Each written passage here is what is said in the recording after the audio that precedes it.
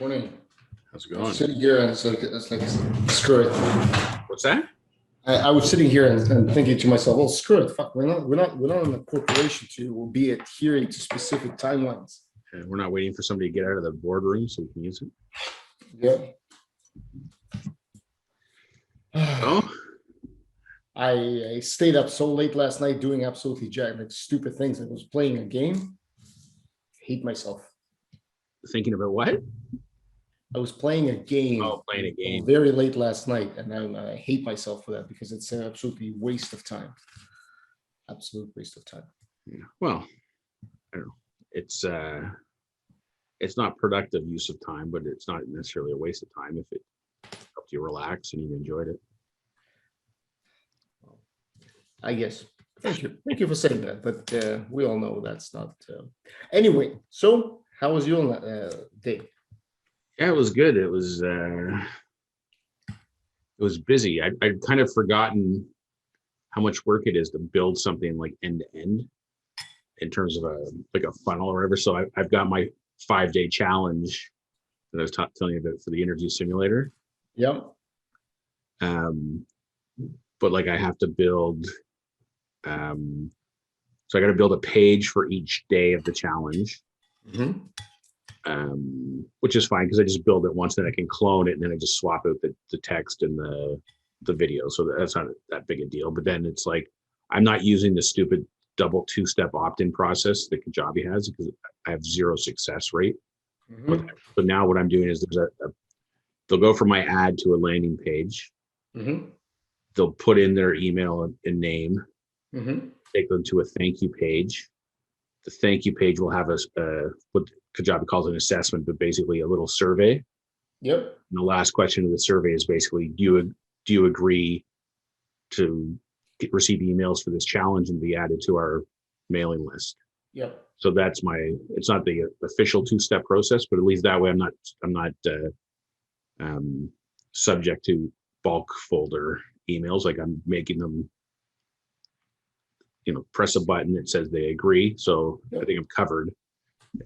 And not that I'm worried about that, but also if people won't, this is what I'm seeing on the Kajabi Facebook group too. If people don't do that extra step of completing your survey, then you don't want them on your list anyway. If they're not engaged enough to answer 2 or 3 simple little questions, yep, then they're not going to be engaged. They're basically, it's a waste of putting them on your list anyway. So then there's that, but then I've got to build then the email sequence. I've got the email sequence for the 5-day challenge itself, but then I have 3 or 4 emails in the sequence after the challenge is over to just sales, yeah, promote them to the sales page to try and actually buy the thing. So anyway, it's just a lot of pieces. It is a lot of pieces. That's I agree with you. That's what I felt as well when I was piecing my stuff together. And mine wasn't even the 5-day challenge. Yeah, and the way Kajabi works too is like you're building your page, and then it's like, okay, well now I'm going to add my call to action button, which needs a URL for the next page, but I haven't built the next page yet. So now I got to go and build that other page. So then keep in mind that you need to. So then I have the URL. Then I have to go back and put the URL in, and then I got to go somewhere else to build the assessment. And then I got to go back, and then I got to go back into the assessment. I got to add tags so that if somebody answers that question, yes, it's a tag that indicates that. So then that triggers the email sequence. And then I also got to remember to build in the triggers that if somebody does buy, then they get removed from the email sequence.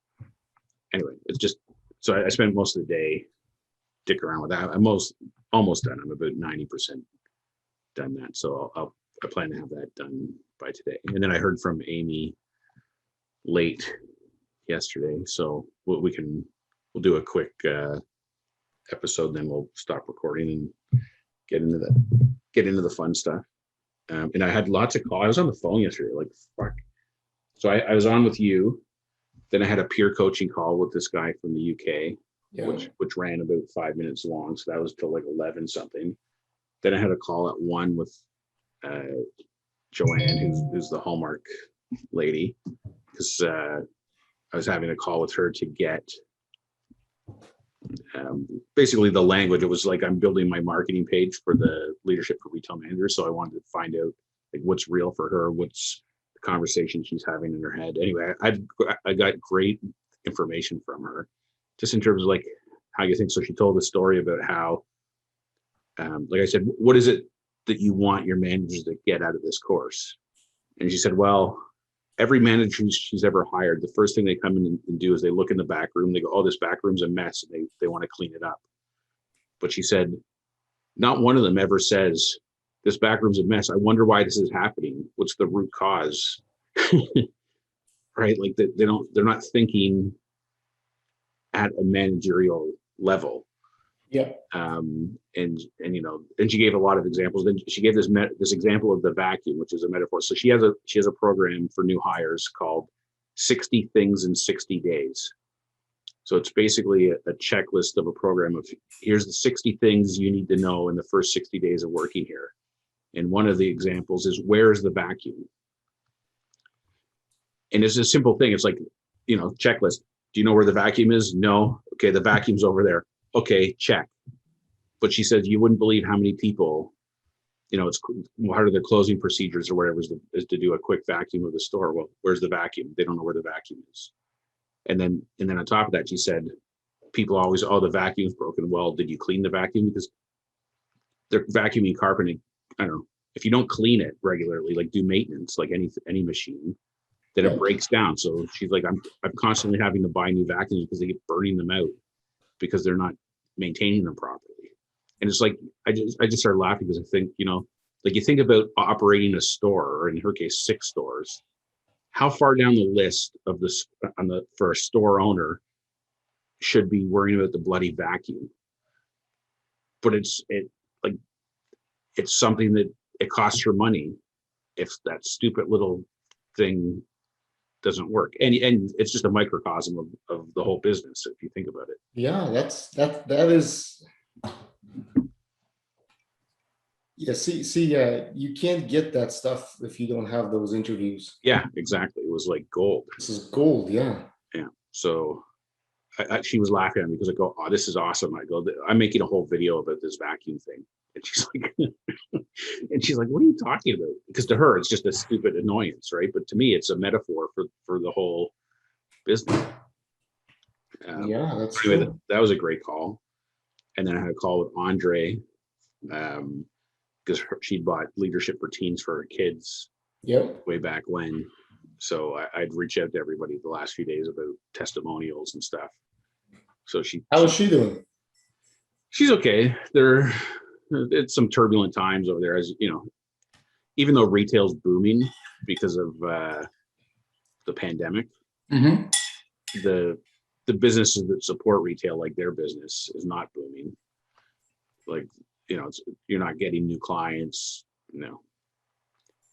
because business is so booming too. Like their need for analytical optimization is great. It's like, just put stuff on the shelves that will sell. Like, yeah. So anyway, and there's a lot of stuff going on, and you'll say, because I think several months ago there was like some equity company or something, whatever you call them, had bought it. Yeah. Out, or they transferred cleaning house. Some well, there's some movement going on. So it's one of those things where like everyone's on eggshells, right? Because there's a lot of uncertainty about what's going on. So yeah, it was. I had a conversation. This was like late last year when this happened with Ray, and Ray was saying, like, from his vantage point, from where McKinsey comes into these plays, it's like, this is all going to be disassembled and reassembled again. Yeah, and it's one of those things when like I worked at Loblaws and Boston Consulting and McKinsey both came in, and it's like, I don't know if it's necessary per se, but that's what they do. Like, that's, if you want to reimagine or rebuild the business, you have to break it apart first and then reassemble it. Like, that's just, and there's always fallout and casualties, and And for an equity company, the only way to make something out of it is to show tremendous improvement on your profit and loss statement. Yeah. And like biggest two drivers is either you grow sales or you reduce cost. Yeah. It's no brainer that you can reduce cost and still maintain a certain level of functioning business, Yeah. which Well, improves the whole thing. Yeah.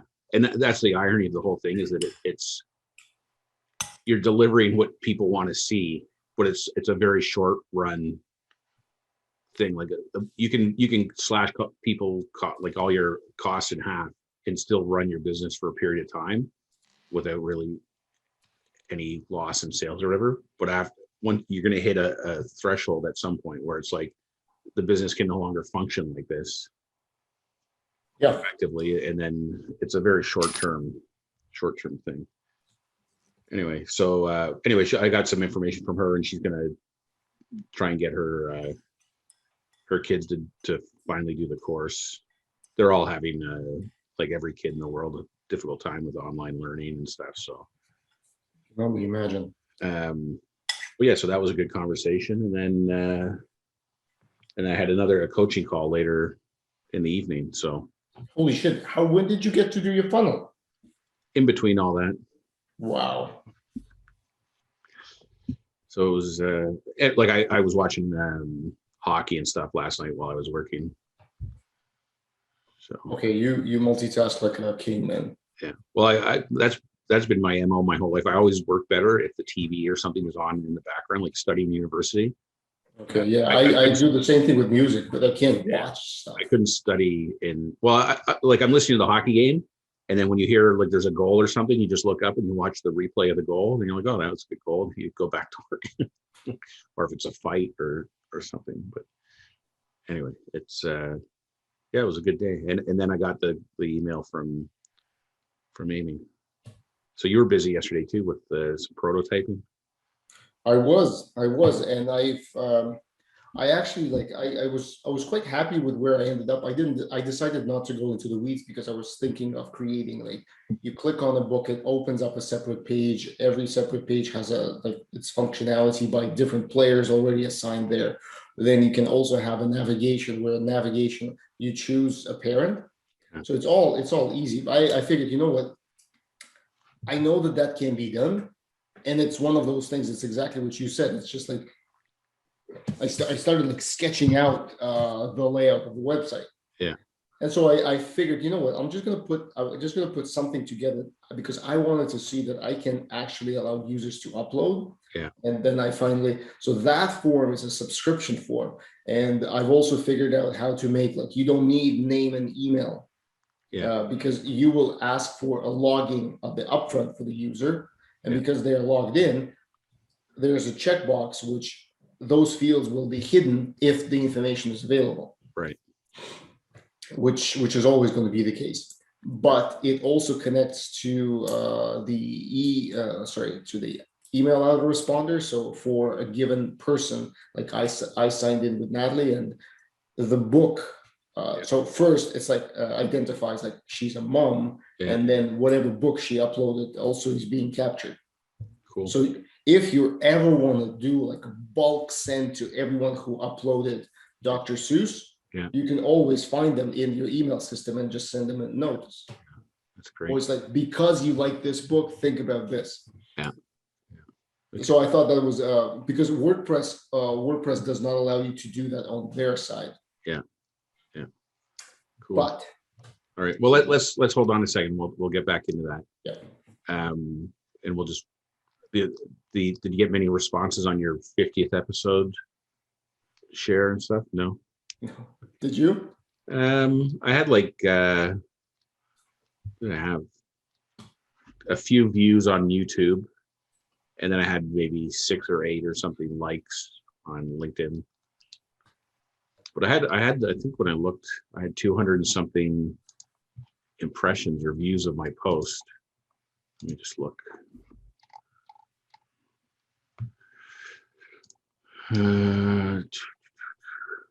358 views of the post, and eight likes, 1 comment, which was my own comment.